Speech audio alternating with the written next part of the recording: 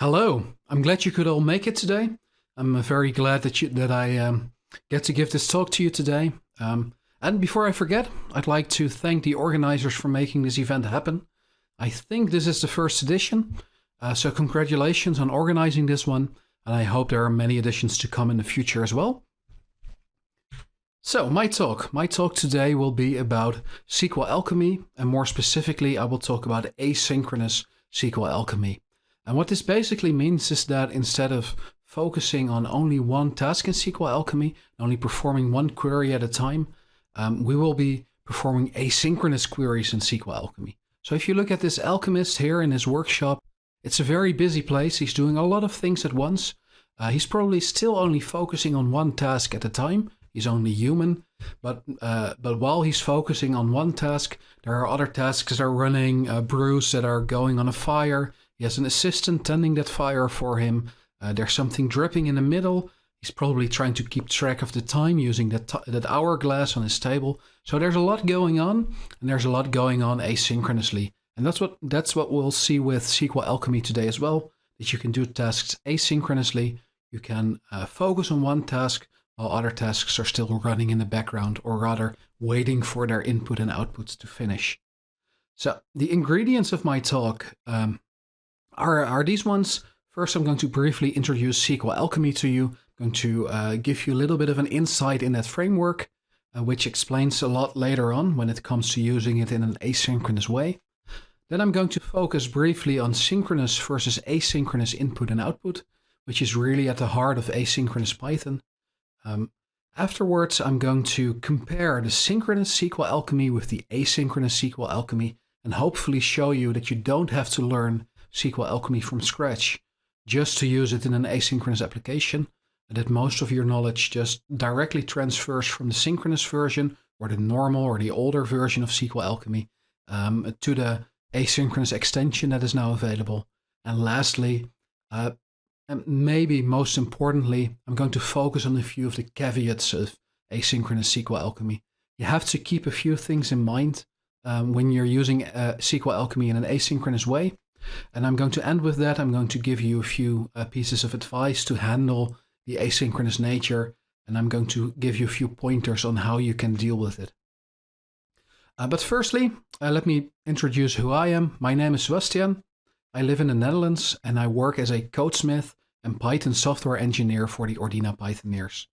In my spare time, I'm also one of the owners of Python Discord, which is one of the larger online communities for Python enthusiasts. And I'm also a volunteer for EuroPython, which is one of the larger Python conferences in Europe. It will take place in July this year. We might do a hybrid event, so that means that you can join from anywhere, but we're not sure yet. We're still working on the details there. But anyway, definitely check out EuroPython as well. So, SQLAlchemy. Well, SQLAlchemy or SQLAlchemy, not actually sure how to pronounce that one. I've heard different stories about whether it's SQL or SQL. I'm probably going to go with SQL in my talk because that's what I'm the most used to. So SQLAlchemy is a database toolkit for Python. And what this means is that it allows you to communicate with your database, make connections, start transactions, make queries, parse your data, all from within Python. It builds a layer of abstraction around your database, so you don't really have to worry about all those pesky little details that you have to keep in mind when connecting to a database in raw SQL or raw SQL, but you can do that from Python. At the heart of SQLAlchemy, there's the SQLAlchemy core, and it takes care of connecting to a database by creating an engine, starting transactions, making the queries. But you can also use it to define your schemas, your tables, your columns, and you can do that right in Python. You don't have to learn the SQL queries to define your tables. You just write a Python class, and SQLAlchemy can translate that class, your table definition, into an actual table in the database, which can be very handy. And then finally, and this is probably the most interesting part for me at least, there's the SQL expression language that's in SQLAlchemy. So what it does for me at least is that I don't have to learn or remember all those different SQL dialects that you have, because you have a SQL dialect for MySQL, for Postgres. You have a lot of different dialects that differ in some very small, often small, but very important details. Well, what this SQL expression language allows you to do is it allows you to write your queries in Python. And it does so in an unopinionated manner. And I find that really important. It doesn't really tell you how you should use a database. It makes available all the power of SQL, but in a nice, high-level Python way of writing it. And that's really at the heart of SQLAlchemy. It's a really powerful database toolkit that you can use to work with the database while still writing Python code. Well, and the second part of SQLAlchemy is its ORM, or Object Relational Mapping. And this is probably the part of SQLAlchemy that most of you think of when someone mentions SQLAlchemy. So, and what is SQLAlchemy? Well, a database, it's often an abstract collection of tables with columns and rows and relationships between different tables.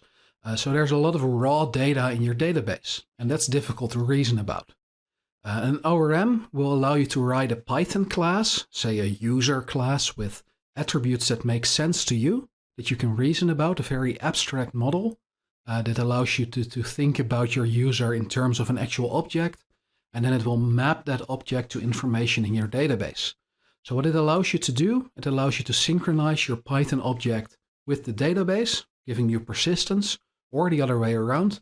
There's a lot of data in your database, and instead of making you work with all those raw values, it allows you to create an object or synchronize an object with the information that was already stored in your database.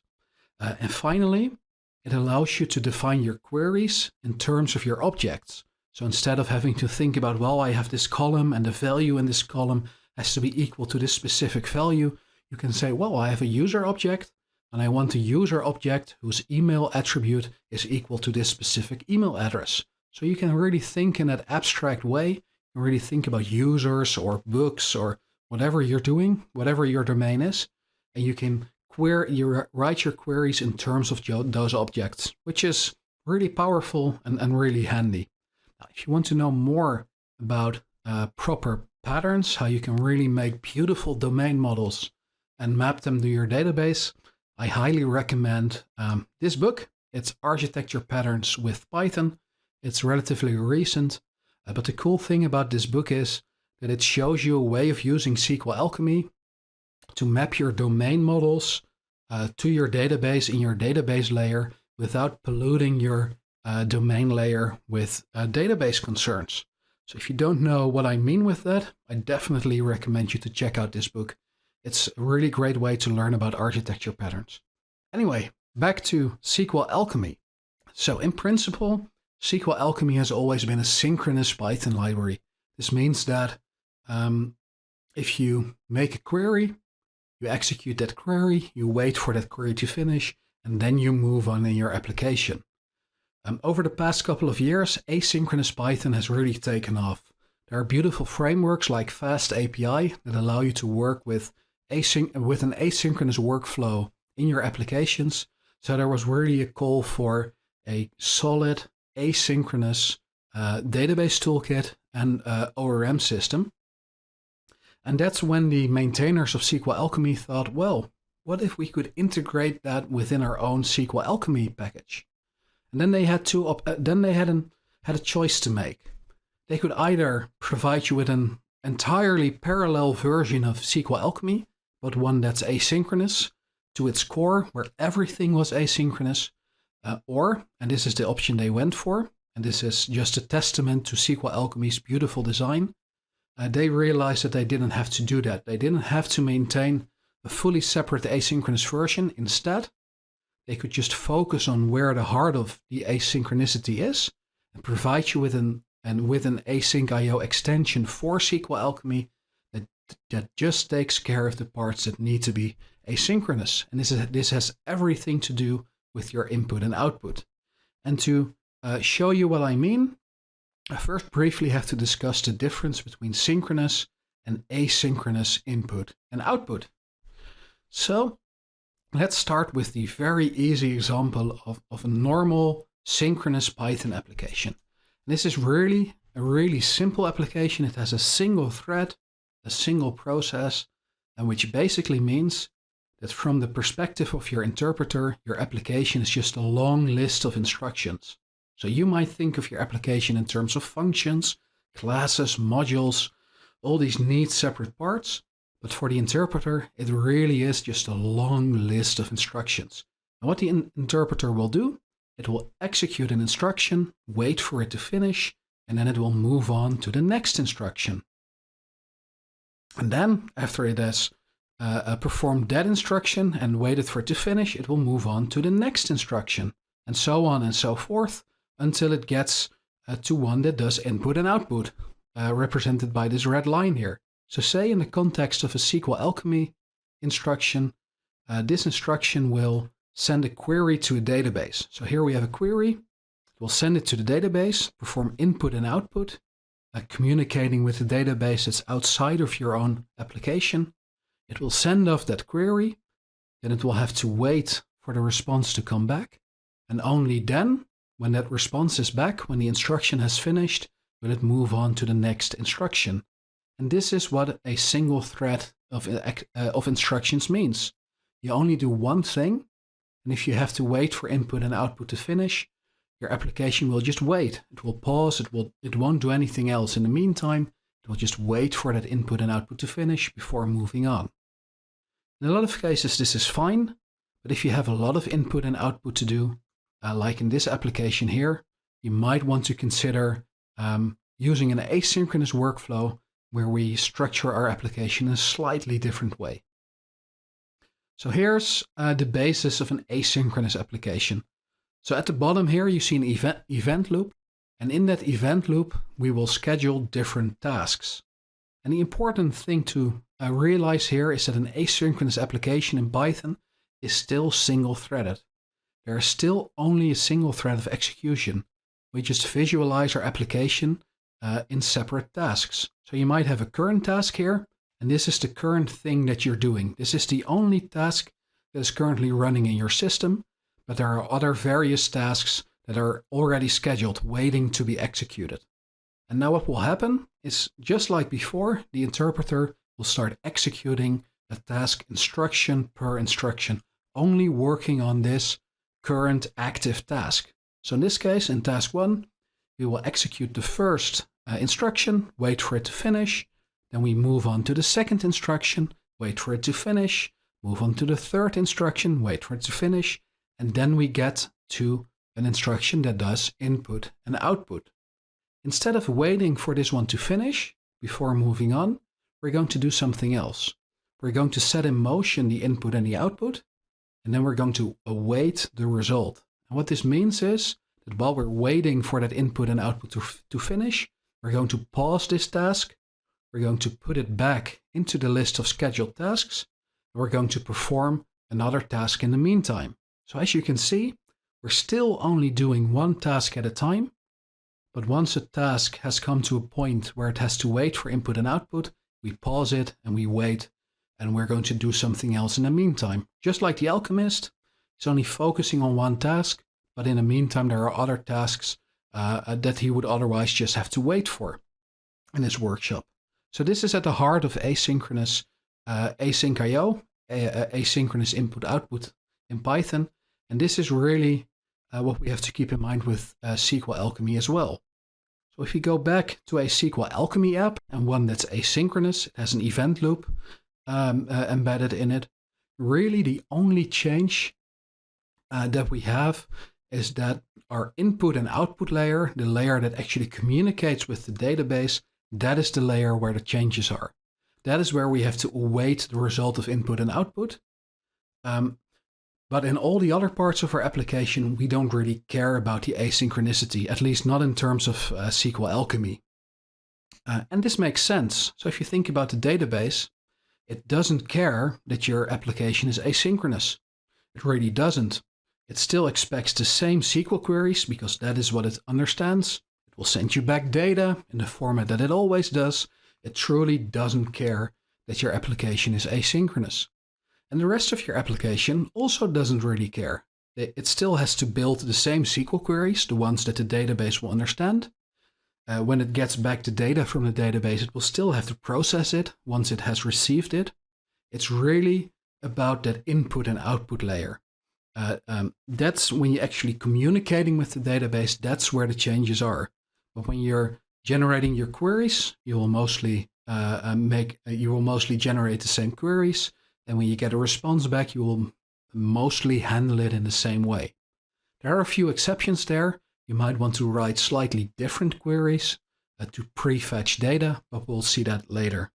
In any case, this is why the maintainers could provide you with a different exception, because extension that takes care of the asynchronous part, because it's really only about that input and the output.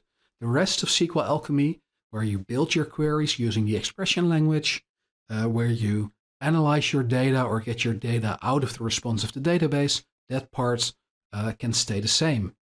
So that's a lot of theory for me. So I'm now going to just give you a few examples of actual code. So for those of you who are interested, these are the versions that I've used: Python 3.10, SQLAlchemy 1.4, and the adapters that I've used. If you're interested in reading the code, it's all on my GitHub page. If you go to that address, the code is all there for you to quietly read back after the talk or during the talk. So what I will do is I will compare the synchronous version of SQLAlchemy side by side with the asynchronous version.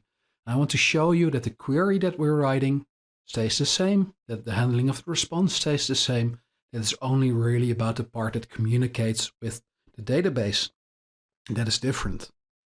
So first off, the first thing that you typically do in a SQLAlchemy application is you make an engine. This is the part that's really at the core of your SQLAlchemy application. This is the engine that uses the database adapter to communicate with your database. Now here, this is the synchronous engine. I'm just using the create engine function from the SQLAlchemy package. I'm passing in my database URL.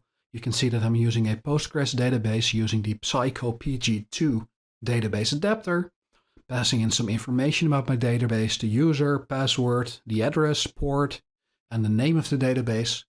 I'm also enabling echo mode, which shows us all of the queries that we're using, which is for educational purposes. And I'm turning on the future mode.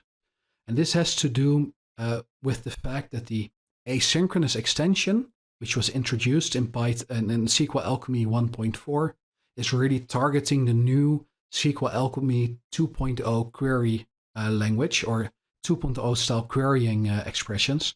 So to make sure that my synchronous engine uses the same kind of queries, I've turned on echo mode here. So now let's compare that with the asynchronous engine. As you can see, the structure is pretty much the same. Instead of using the create engine function from SQLAlchemy, I'm using the create async function from the asyncio extension of SQLAlchemy.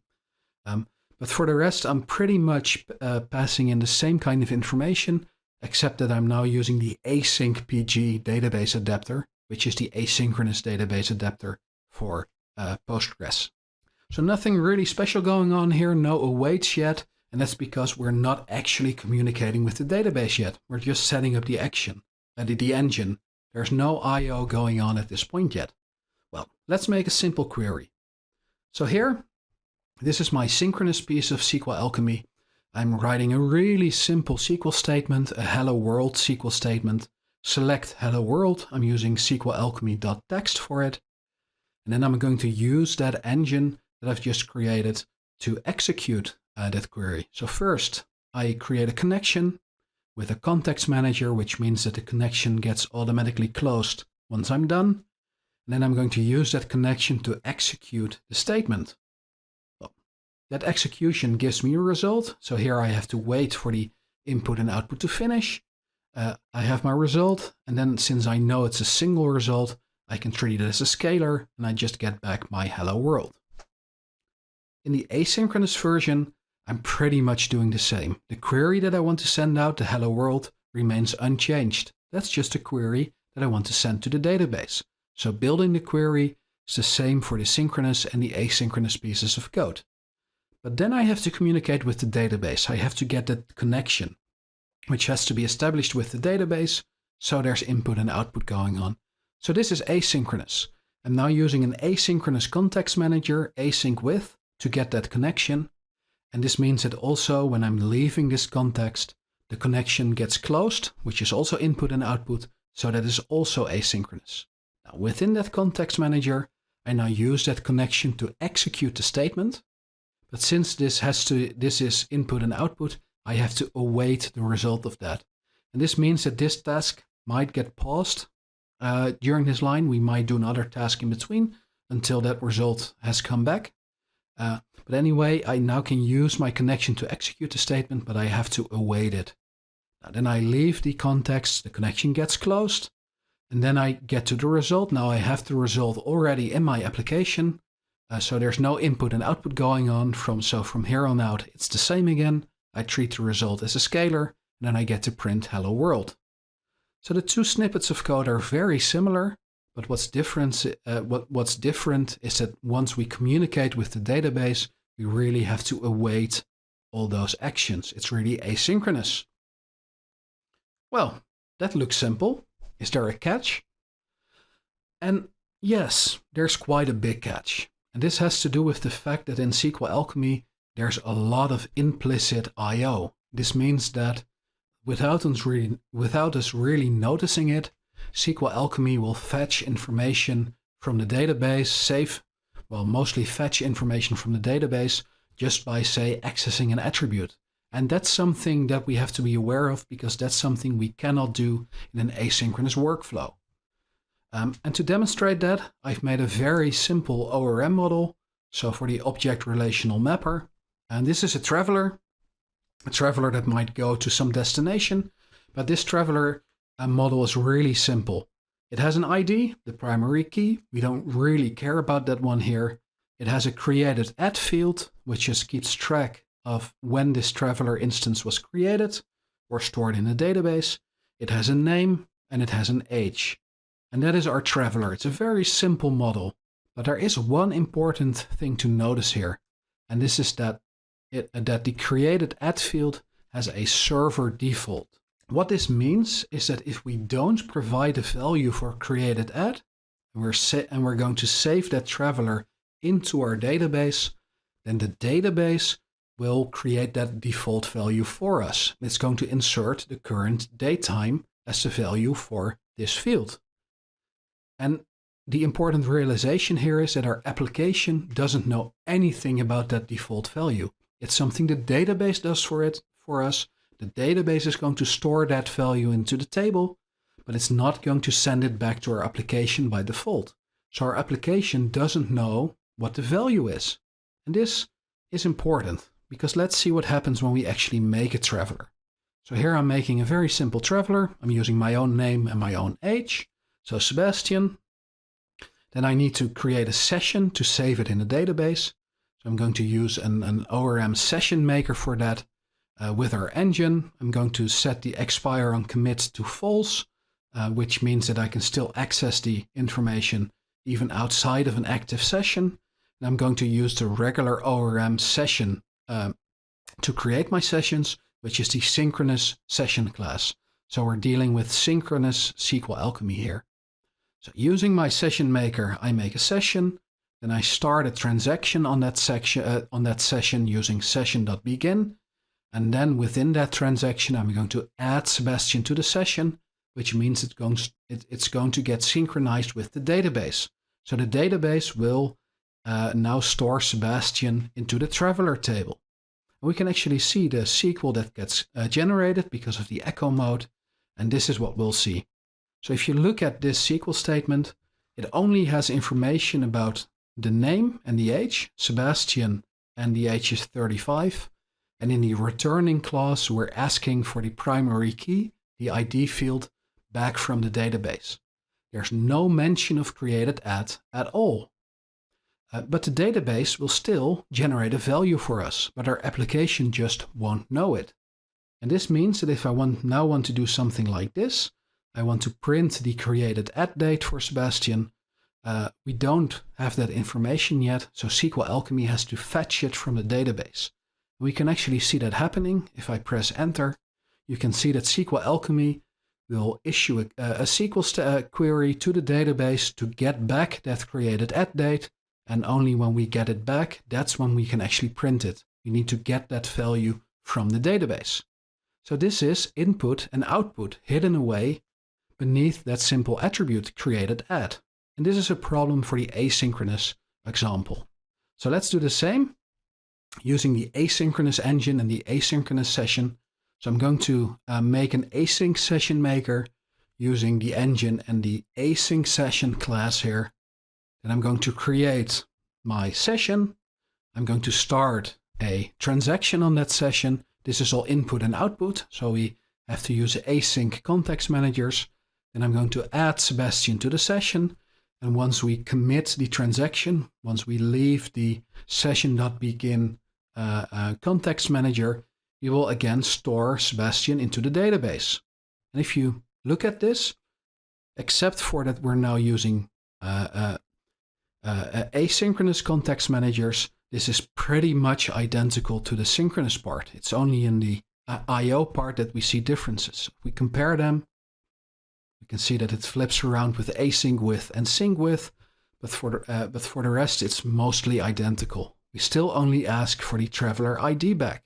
And this is a problem, because if I now want to print the created at field, we actually have to perform input and output, but we're not awaiting it, so this will fail, we'll get an exception, and SQLAlchemy will actually tell you, was I/O attempted in an unexpected place? So this is an issue. So what can we do about it? Well, you could query for it explicitly. You could just use a select statement and fetch the information yourself. Or alternatively, if you already know that you always want to use that default value, you could turn on the eager defaults. And what this does is that when we create our traveler, so let's add our Sebastiaan to the database again, you'll see that the returning clause in the SQL statement is actually modified. We now also ask for the created at field when Sebastiaan is created. And this means that we automatically get back that value from the database. Now we have it in our application. And now when we print it, we don't have to make another query. So this is how we can avoid it. Well, the same holds for models with relationships. So I've modified my traveler model. I've introduced a second model, country, in another table in the database. And I've made a relationship between the two. I've got one field to store the foreign key of the country model or the primary key. I've got a destination relationship. So now I have two models that relate to each other. Now, this is something I can do again. I can make Sebastiaan. And in this case, I make a destination, a country called Norway, because I like going there. I add Sebastiaan into the session. And this all works. But then something interesting happens when I ask for Sebastiaan back from the database. So Sebastiaan and Norway are now stored in the database. I select Sebastiaan using its name. And then I execute the query using my session, all asynchronous again. But now when I print Sebastiaan, the freshly fetched Sebastiaan from the database, it doesn't have the destination information loaded yet. And that's because that is in another table. And in your database, you might have a million other tables that are all related. So SQLAlchemy won't fetch them all by default. That could be very expensive. So the destination isn't loaded yet. So if I try to print the name of the destination, this will fail because we'd have to fetch the information from the database. So what can we do? Well, instead of using this statement, I can modify it slightly and use a joint load to preload the traveler destination while I'm fetching Sebastiaan. And if I do this by using that joint load with the destination pre-fetched, I now already get back the destination when I fetch Sebastiaan. And now I can simply print where Sebastiaan is traveling to. So we really have to think about what kind of information we want back from the database. Well, so we're going to skip this because of the time. So this brings me to the end of my talk. And the summary is that most of your knowledge is directly transferable from the synchronous to the asynchronous version of SQLAlchemy. You do have to carefully think about operations that perform I/O. And you might have to change your query slightly to prefetch information. And that's it. If you want to contact me, this is my information. And this was it. Thank you very much. I hope to see you next time.